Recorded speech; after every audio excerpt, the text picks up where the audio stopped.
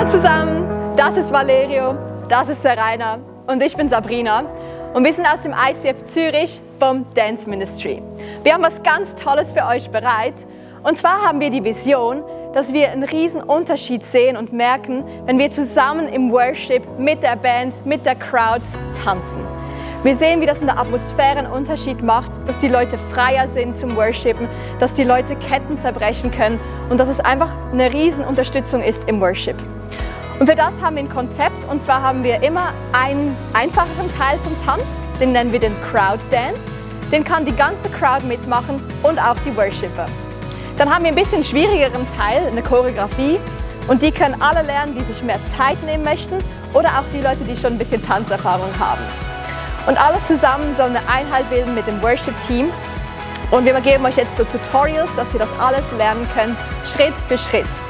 Wenn ich aber sage, die rechte Hand, dann ist es gespiegelt für euch auch die rechte Hand, dann, wenn ihr es anschaut. Okay? Also, let's go! Das ist der einfache Crowd-Tanz zu Our Anthem. Serena und Chiara werden die Crowd sein und ich bin die Tänzerin. Und zwar gibt es ja immer so ein Echo, we shout, Jesus, Jesus, Jesus, Jesus. Und auf das erste Jesus mache ich einen Sprung nach rechts und links und mit der rechten Hand Jesus, also mache ich Jesus und dann seid ihr dran, die Crowd. Jesus, dann will nochmal ich, Jesus, Jesus. Dann machen nur die Tänzer, the main thing is Jesus.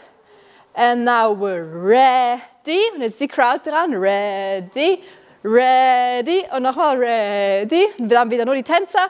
We're ready for Jesus. Nochmal kurz langsam. We shout Jesus und die Crowd. Und Tänzer und Crowd.